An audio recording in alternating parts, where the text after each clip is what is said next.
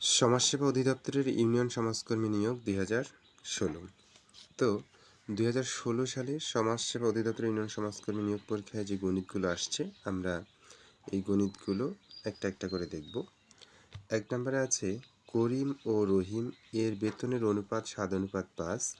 করিমের বেতন রহিমের বেতন অপেক্ষা 400 টাকা বেশি, রহিমের বেতন কত?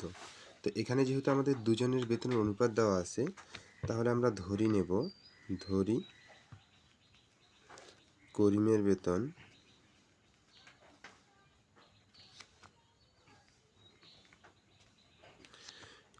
বেতন হচ্ছে 7x টাকা, আর রহিমের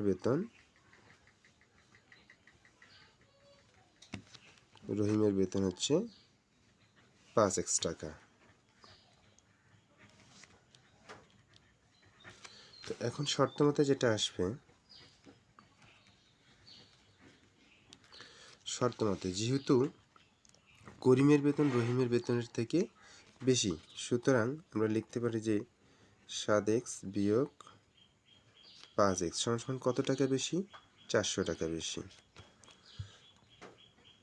বা 2x সমান 400, অতএব x সমান হচ্ছে 200 টাকা। তো এখন এখানে আমাদের চাইছে যে রহিমের বেতন কত। আমরা রহিমের বেতন কত ধরছি? যে রহিমের বেতন 5x টাকা, অতএব রহিমের বেতন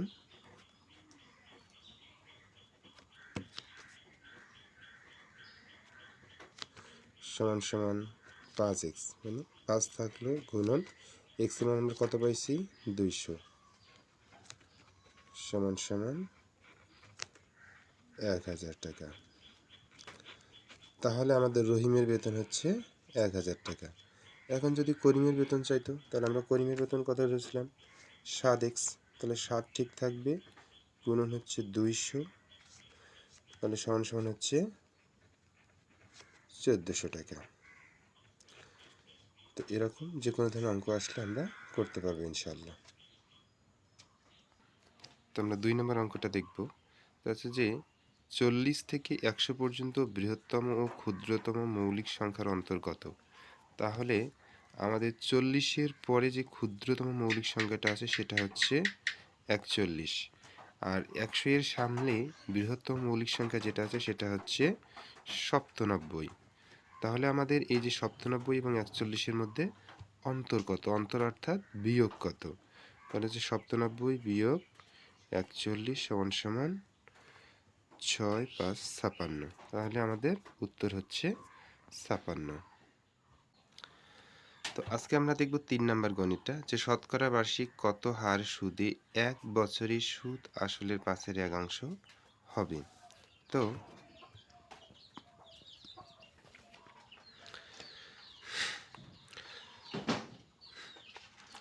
আমরা জানি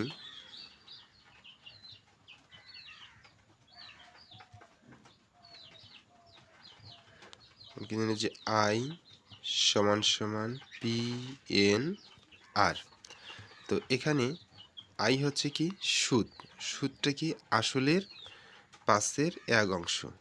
তাহলে আমাদের P এর 1/5 সমান P/5। তাহলে P সমান হচ্ছে আসল, N সমানটা হচ্ছে সময়। সময় কত? 1 বছর। আর R সমান হচ্ছে সুদের হার, যেটা আমাদের বের করতে হবে। তাহলে আমাদের কি হচ্ছে যে I সমান PNR। তাহলে R সমান হচ্ছে I/PN। I এর মান আমরা কত পাইছি? I এর মান পাইছি আমরা P/5। তাহলে P/5, আর P এর মান হচ্ছে P, N এর মান হচ্ছে 1। তাহলে উপরে হচ্ছে P/5 গুণন, যেহেতু এটা একলা আছে তার মানে উপরের সংখ্যা। এখন আমাদের ভাগ করলে কি হবে? গুণ হলে উপরে 1, নিচে হচ্ছে P। তাহলে P আর P কাটা গেল, আমাদের থাকতেছে 1/5।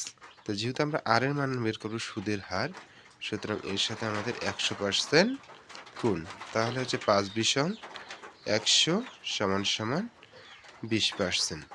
অর্থাৎ আমাদের সুদের হার কত হবে? 20%। তো উত্তর হচ্ছে 20%। তো এখন আমরা দেখব 4 নম্বর অংশ, যে কোনো সংখ্যার 2-এর 1 অংশের সাথে 6 যোগ করলে সংখ্যাটি 3-এর 2 অংশ হবে, সংখ্যাটি কত? তো যেহেতু আমাদের সংখ্যাটা দেওয়া নাই, আমরা সংখ্যাটি ধরে নিলাম, যে ধরি সংখ্যাটি সমান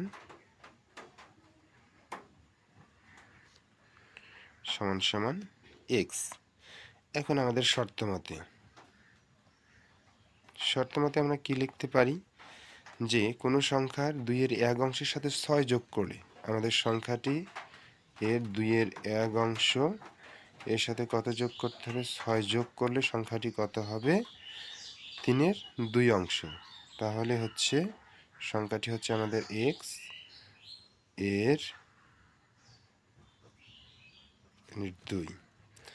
তাহলে বা x/2 যোগ 6 ইকুয়াল টু 2x/3।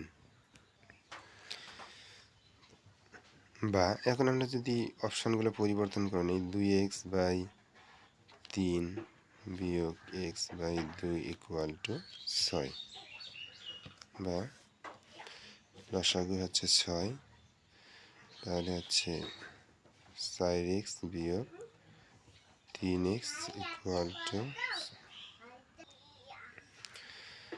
4x বিয়োগ 3x বাই 6 ইকুয়াল টু 6, বা x/6 ইকুয়াল টু 6।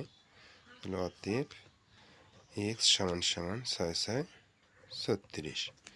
তো আমাদের তাহলে আমাদের সংখ্যাটি হচ্ছে 36। এটা হচ্ছে আমাদের অ্যান্সার। এখন আমরা দেখব 5 নম্বর গণিতটা। 5 নম্বর গণিত কি আছে, যে বার্ষিক 5% হারে 750 টাকার 4 বছরের মুনাফা কত? তো আমরা জানি যে আই সমান হচ্ছে PNR। আই কি? আই হচ্ছে সুদ, পি হচ্ছে আসল, এন হচ্ছে সময়, আর আর হচ্ছে সুদের হার। তো আমাদের পি দেওয়া আছে 750, এন দেওয়া আছে 4 বছর, আর দেওয়া আছে 5%। তো আমরা এখন লিখতে পারি পি সমান 750 গুণন 4 গুণন 5%, অর্থাৎ 5/100।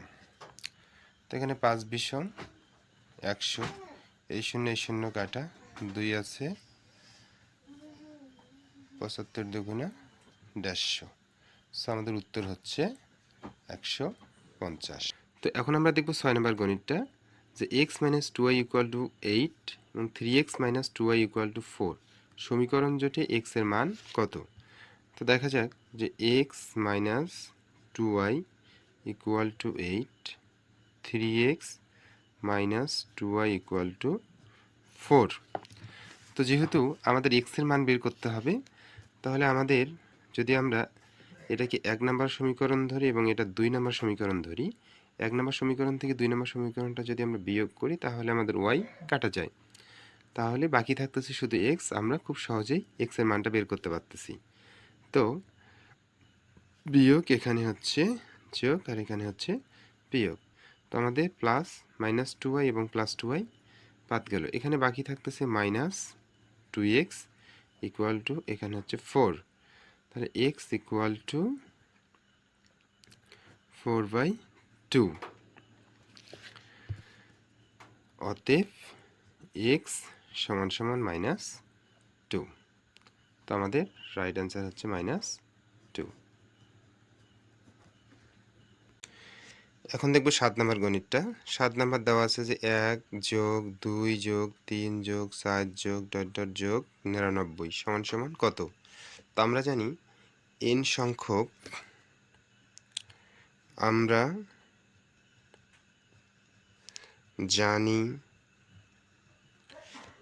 সংখ্যক ক্রমিক সংখ্যার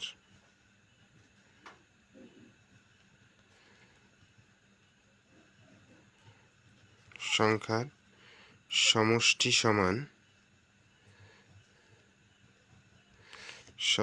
সমান n ইন্টু n প্লাস 1/2। তো এখানে n সমান হচ্ছে 99।